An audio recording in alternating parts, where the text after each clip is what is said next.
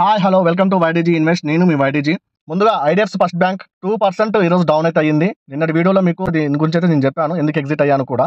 ఈరోజు ఇంకొక important update అయితే ఉంది ఐడిఎఫ్సి ఫస్ట్ బ్యాంక్ గురించి, అది కూడా మీతో డిస్కషన్ చేస్తాను. ఈ వీడియోని ఎక్కడ స్కిప్ చేయకుండా లాస్ట్ వరకు చూడండి. దాంతోపాటు HDFC bank, IDFC first bank, EaseMyTrip, yes bank, Suzlon, RBNL ఈ స్టాక్స్ గురించి అయితే నేను వీడియోలో డిస్కషన్ చేశాను. లాస్ట్ వరకు చూడండి, వీడియోని ఎక్కడ స్కిప్ చేయకుండా. ముందుకు పోయే ముందు ఒక చిన్న రిక్వెస్ట్ అండి, మన ఛానల్ని సబ్స్క్రైబ్ చేసుకోకపోతే సబ్స్క్రైబ్ చేసుకోండి, పక్కనే ఉన్న బెల్ ఐకాన్ యాక్టివేట్ చేసి పెట్టుకోండి. అలాగే ఇప్పటివరకు నా ఛానల్ సబ్స్క్రైబ్ చేసి పెట్టుకున్న ప్రతి ఒక్కరికి పేరు పేరున ధన్యవాదాలు. Thank you very much. ఆలస్యం చేయకుండా వీడియోకి వెళ్ళిపోదాం. ముందుగా హెచ్డిఎఫ్సి బ్యాంక్ గురించి అయితే చూసుకుందాం.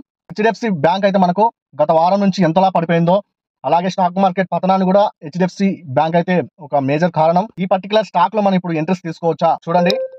లాంగ్ టర్మ్ ఇన్వెస్ట్మెంట్ చేసుకోవాలనుకున్న వాళ్ళైతే ఇంత పెద్ద స్టాక్, బ్యాంకులలో టాప్ 1 నెంబర్ 1 ఉన్న స్టాక్ అయితే మనకి ఆర్ఎస్ఐ ఇంత తక్కువకు వచ్చి అంటే అదొక మంచి ఆపర్చునిటీ అండి.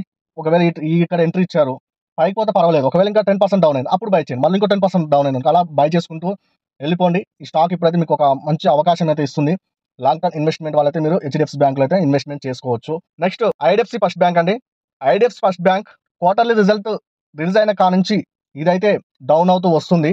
మరి ఇప్పుడు ఇది ఏం చేద్దాం? ముందుగా మీకు చెప్పబోయే ముందు ఒకసారి చార్ట్ చూడండి. దీని ఆర్ఎస్ఐ 33 ఉన్నా ఒకసారి గమనిస్తే మీరు ఇక్కడ ఈ బ్లాక్ లైన్ వచ్చేసి మీకు 200 డేస్ మూవింగ్ యావరేజ్. ఈ 200 డేస్ మూవింగ్ యావరేజ్ బిలో అయితే ఇది వచ్చేసిందండి. చూసుకోండి, ఇక్కడైతే టచ్ చేసి ఇలా కిందికి అయితే వచ్చేసింది.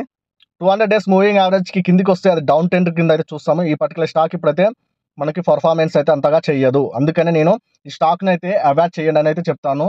అలాగే లాంగ్ టర్మ్ ఇన్వెస్ట్మెంట్ చేయాలనుకున్న వాళ్ళు ఎప్పుడైతే 200 మూవింగ్ యావరేజ్కి పైకి టచ్ అయ్యి పైకి వెళ్తుందో మీకైతే చెప్తాను, అప్పుడు ఇంట్రెస్ట్ తీసుకోండి.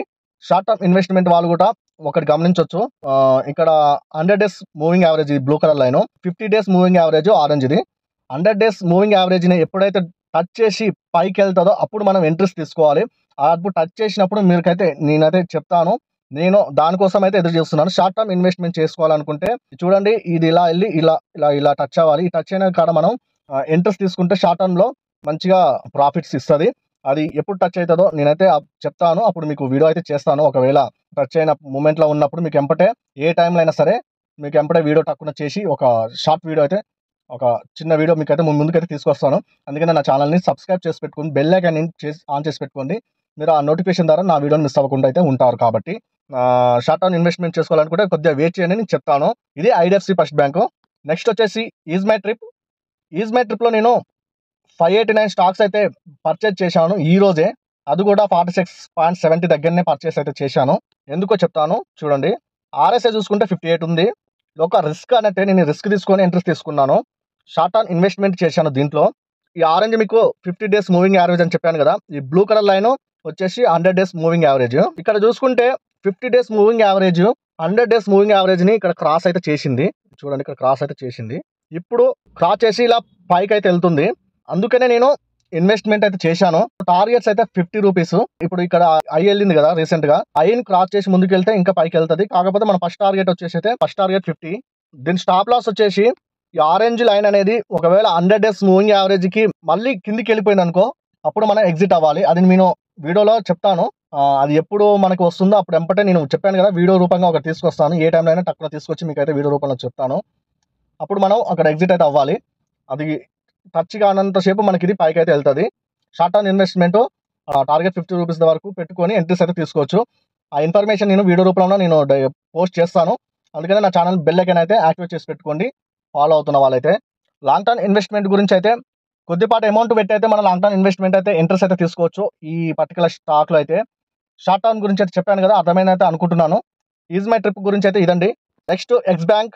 లాంగ్ టర్మ్ ఇన్వెస్ట్మెంట్ వాళ్ళైతే ఇంట్రెస్ట్ తీసుకోవచ్చు అండి. దీని ఆర్ఎస్ఐ 58.93 ఉంది. మీరైతే బై చేసుకోవచ్చు. లాంగ్ టర్మ్ ఇన్వెస్ట్మెంట్ వాళ్ళైతే కళ్ళు మూసుకొని ఇంట్రెస్ట్ అయితే తీసుకోవచ్చు. పడే కొద్ది దీని అయితే కొనుక్కోండి. ఎందుకంటే షేర్ హోల్డింగ్ ప్యాటర్న్ చూసుకుంటే ఎఫ్ఐఎస్ వాళ్ళైతే 23.39% ఉండే లాస్ట్ క్వార్టర్లీ. ఇప్పుడు డిసెంబర్ 2023 షేర్ హోల్డింగ్ ప్యాటర్న్ అయితే వచ్చేసింది.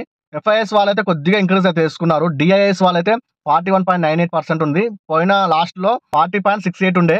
ఇప్పుడు డిఐఎస్ వాళ్ళైతే ఇంక్రీజ్ అయితే చేసుకున్నారు. పబ్లిక్ దగ్గర 34.21% మాత్రమే ఉంది. ఇప్పుడు చూసుకుంటే 2021 డిసెంబర్లో 46%, దగ్గరగా 46% పబ్లిక్ దగ్గరనే ఉండే. ఇప్పుడు అది తగ్గుకుంటూ 34% చూడండి 34%, 10% డిక్రీజ్ అయితే వస్తూ ఉంది. ఎస్ బ్యాంక్ మీద ఎఫ్ఐఎస్ వాళ్ళైతే ఏంది, డిఐఎస్ వాళ్ళైతే ఏంది, దీని మీద నమ్మకం ఏర్పడే వాళ్ళు వాళ్ళ స్టేకింగ్ అయితే పెంచుకుంటున్నారండి. అది మీరు గమనించండి. లాంగ్ టర్మ్ ఇన్వెస్ట్మెంట్ చేసుకోవాలనుకుంటే కళ్ళు మూసుకొని దీంట్లోకి అయితే ఎంట్రీస్ తీసుకోవచ్చు. ఎస్ బ్యాంక్ మీద వాళ్ళకు నమ్మకం కలుగుతుంది కాబట్టి వాళ్ళైతే వాళ్ళ పర్సెంటేజ్ని అయితే పెంచుకుంటున్నారు. షార్ట్ టర్మ్ ఇన్వెస్ట్మెంట్ చేసుకోవాలనుకున్న వాళ్ళు చేసుకోవచ్చండి. దాంతోపాటు మీరు స్టాప్ లాస్ అయితే 21 మెయింటైన్ చేసుకుంటూ ఎంట్రీస్ అయితే తీసుకోవాలి. షార్ట్ టర్మ్ ఇన్వెస్ట్మెంట్ చేసుకునే వాళ్ళు టార్గెట్స్ వచ్చేసి 30, 33 ఫస్ట్ టార్గెట్. ఆ తర్వాత అది కనుక క్రాస్ అయ్యి ముందుకెళ్తే 40 అండి. ఇది ఎస్ బ్యాంక్ గురించి. షార్ట్ టర్మ్ ఇన్వెస్ట్మెంట్ గురించి కూడా చెప్పేశాను.